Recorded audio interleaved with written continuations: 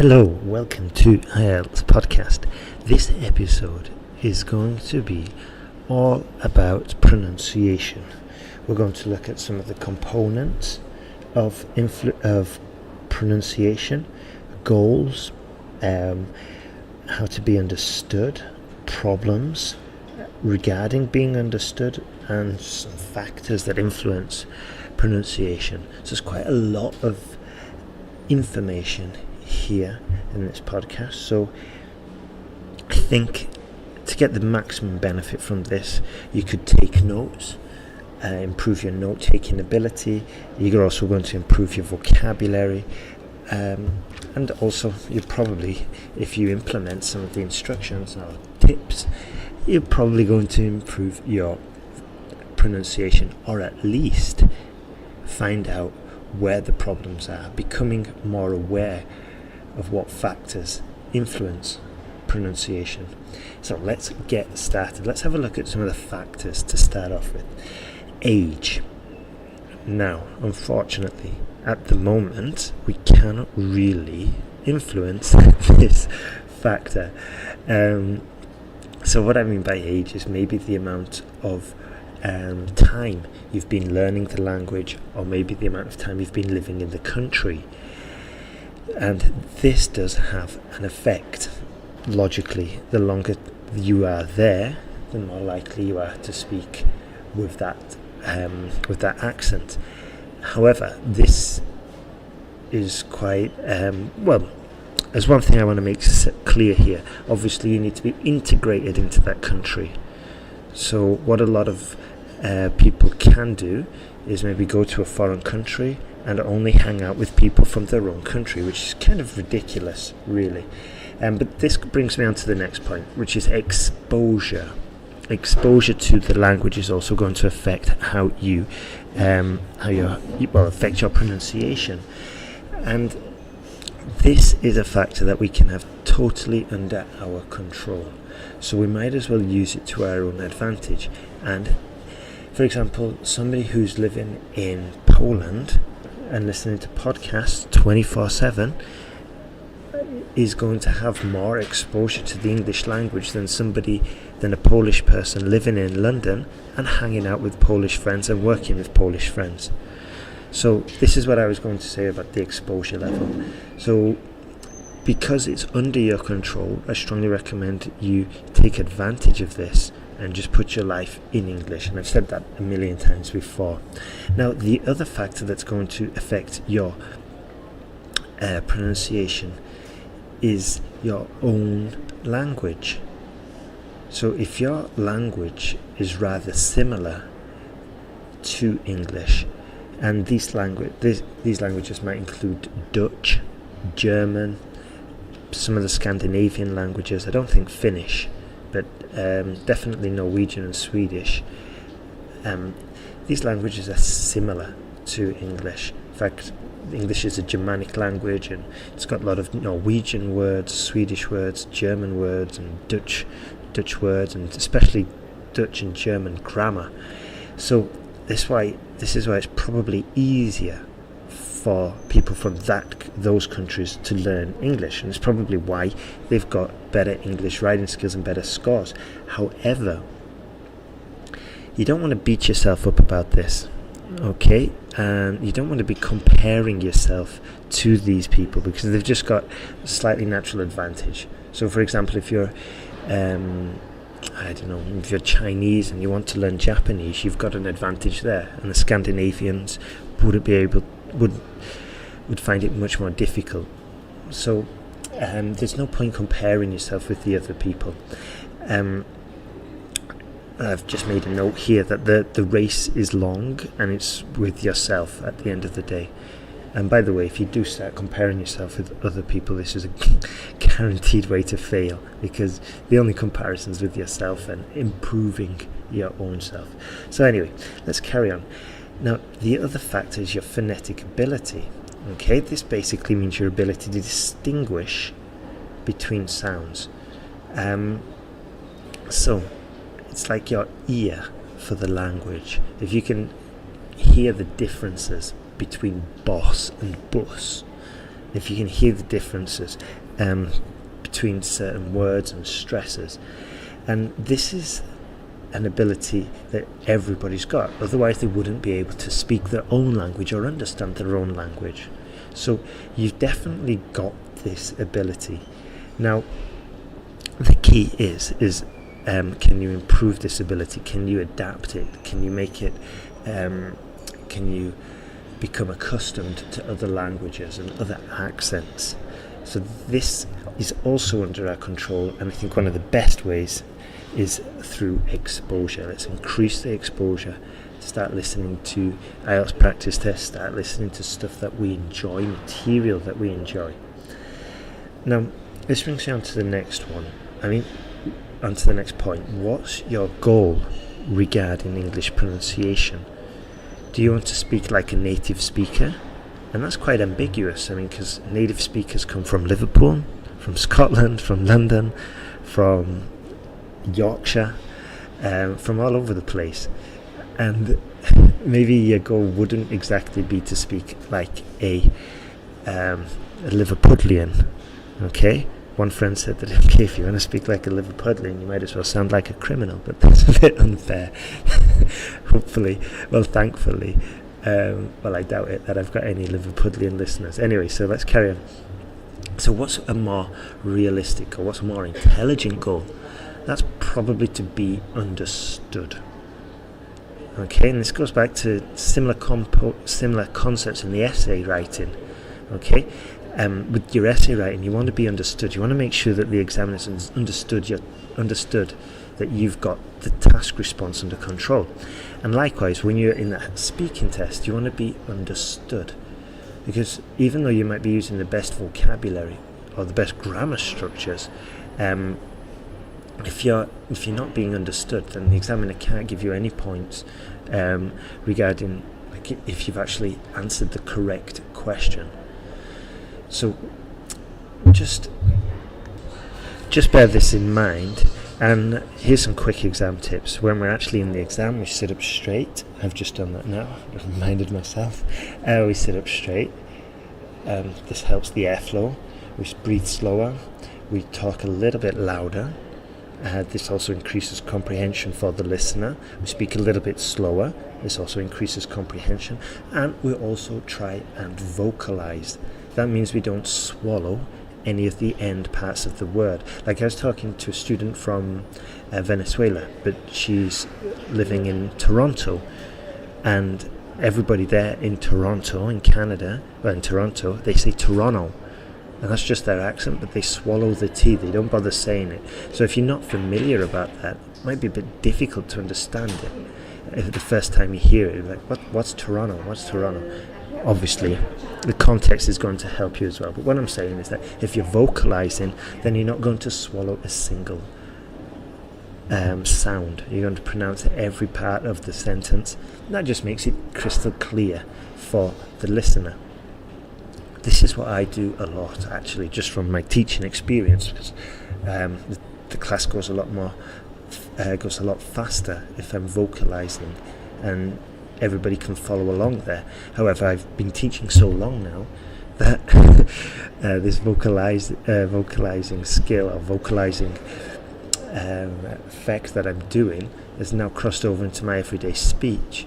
So some people say that I don't sound English anymore because I'm vocalizing all the time, whereas native English speakers will speak faster, closed, and probably use more colloquial language.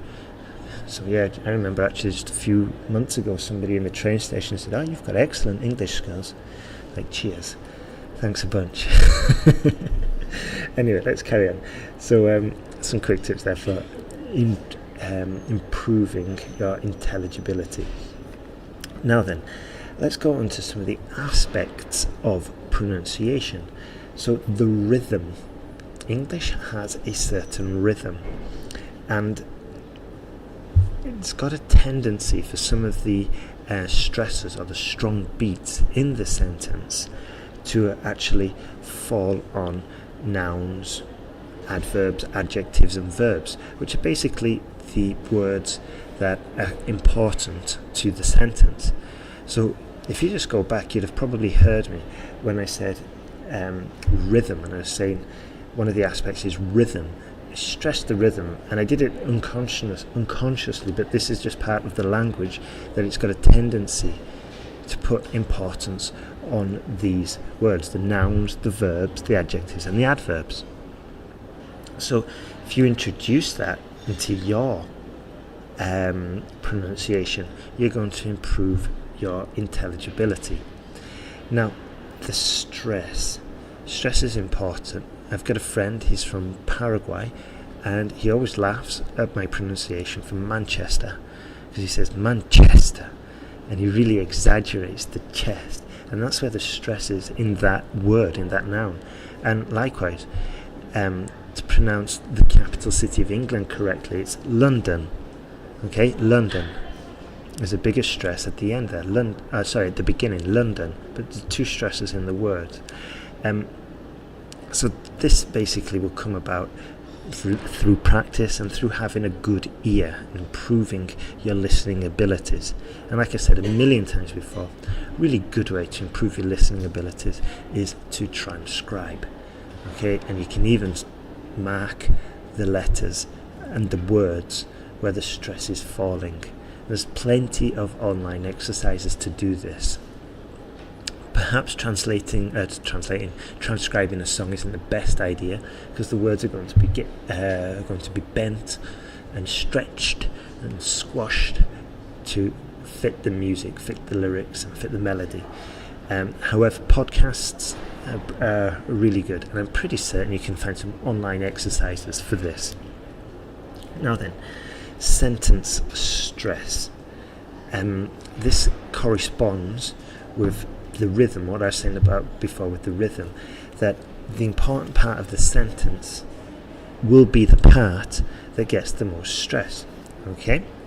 So if I say there's a lot of people in town, okay, the stress there was probably in people and in town. Okay? There's a lot of people in town. Now, if I said another sentence, I would, for example, there isn't anyone here today. Okay, or there isn't anyone here today. The stress is on today. Okay? Because I want to emphasize that actually today there isn't that many people here, or there's nobody. Okay? So depending on what's the important component of the sentence, will determine or help to determine where the stress actually goes. So perhaps this might be a difficult thing to practice, and it might be a difficult thing to master as well, but just being aware of it and starting being conscious of it will help you to incorporate it into your own speaking abilities. Now then, how could we use this in the IELTS exam? Well, if the examiner asks us, for example, part 3, and they're saying, what qualities do you find important in a friend? Well, if we were going to answer this, we'd say, well, some of the aspects or some of the characteristics I like to see in a friend are blah, blah, blah. But we've put a stress on friend there. We've reflected the sentence and we've put a bit of a stress on friend. We'd probably do this naturally if we were an English speaker, native English speaker. So there's no reason why you can't put a bit of a stress there, just a slight stress, and this will make the examiner understand that you're answering the right question. Okay. Now, if we were doing this for task 1, the examiner might say, so, where are you from? So you say, well, I'm from Venezuela. A lovely the capital city is my hometown. I've lived there for about 10 years, but I recently moved to Mexico, wherever you are nowadays. So it's just a case of recognizing the important part of the sentence. And this will also help you understand other people as well. If you're having difficulty understanding native speakers, especially English speakers who tend to speak a little bit faster, then you just listen for the key nouns, the key verbs, and you can get the gist of the sentence. So those are some of the aspects. Now then, let's move on to the next component, which is being understood.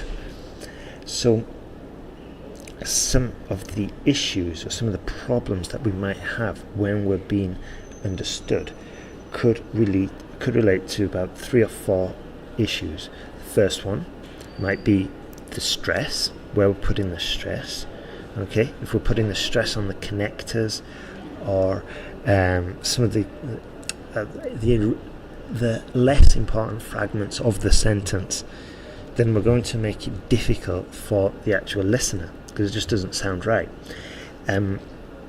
So some of the other problems might be related to your own language and where you put the stress, or maybe you carry over some of the components or aspects of your own language into English, and this can make it not really difficult, but it can make it more challenging for the listener to understand what you're saying. I'll give you an example. I have an Italian friend, and she always calls me Ben, and I have to tell her, obviously jokingly, but I have to tell her, I say, look, Ben has 1 syllable. Ben, it's not Ben, yeah? And Italians do this quite frequently. They'll put an A, a vowel sound, in the middle of the sentence, or in the middle, between words where it's not necessary. I think another funny example of this is the Italian man in Malta, or the Italian man in London. It's quite a funny YouTube video where it just takes it to the extreme. I'm laughing now because I'm thinking about it, but yeah, if you've got a few minutes you might want to check that out, or if you're just bored of preparing for IELTS. Anyway, and yeah, it's always good to laugh at other people's problems. So anyway, moving on. What I remember when I was in Taiwan, there's another incident. I had a friend, I can't remember what his name was now, but he always used to put la after it, and I think this is from Chinese, where they just put la in between words or at the end of words. So it'd be like, Ben La, are you going to the swimming pool today? I'd be like, what? Ben La? Is this a nickname? But then I heard him talk with other people, and he'd be doing it all the time. Are we going to the swimming pool, La? Yeah. And what I'm saying is that you just need to be aware of that. If you are bringing any characteristics of your own language into your target language, which in this case is English. Now, another interesting issue or challenge that we might have when we're trying to be understood is we might actually delete some of the sounds that are necessary. And this is very frequent with the simple past. So a lot of students do miss the ED sound. Okay, so I watched a game last night. That ED sound is incredibly important because it dictates the tense. So yeah, if just being aware of it, hopefully we'll be able to avoid deleting that sound and missing it completely. Now the next issue is called substitution, and this happens when we might not have the sound in our own language, in which case we'll use a sound from I'm just getting mixed up now. So what I'm saying is that substitution, and this will happen when we don't have the sound that they use in English, or we use in English in our own language, so we'll substitute it with a sound that we do have in our own language. Now I'll give you I'll give you an example from Spanish. A lot of Spanish speakers of English will say da instead of the, or de, yeah? The birthday is tomorrow. And that's because they don't really have the th, the but they have the v or the d. So they say the birthday is tomorrow. Okay? And although it's legible, and you do get used to it eventually. However, it could be difficult for somebody who's not used to it, or for a German speaker of English to understand the Spanish speaker. Whereas if everybody learned the correct sound, then obviously it's going to be easier. Okay, so you might want to record yourself and just try and record yourself reading a text and then compare it to a native English speaker reading the text. And this way you're going to be able to just see if there are any differences. And this goes back to what I was saying before about improving your phonetic ability, your ability to understand other sounds and components of the language. Right, so that's everything. And if you want to take this a bit further, if you are serious about improving your language and you've got these goals to be understood, or you want to speak like a native English speaker, then there's a few links for more resources actually on the blog. If you just find this blog post, just put IELTS podcast pronunciation, and there's also a course there. And of course, if you get the speaking confidence course at sentenceguide.com, there's quite a lot of videos there showing you not only how to attack the exam and how to get the confidence you need and improve your fluency, but also to working on technical aspects such as pronunciation and being understood by the examiner. Okay, so I hope you've enjoyed this podcast. If you've got any suggestions, send me an email. I'm always looking to improve them, improve the site. And yeah, if you did enjoy it as well, you could leave us a review at iTunes. That'd be fantastic, or on Google Play, wherever. That'd be awesome. And yeah, hope you're enjoying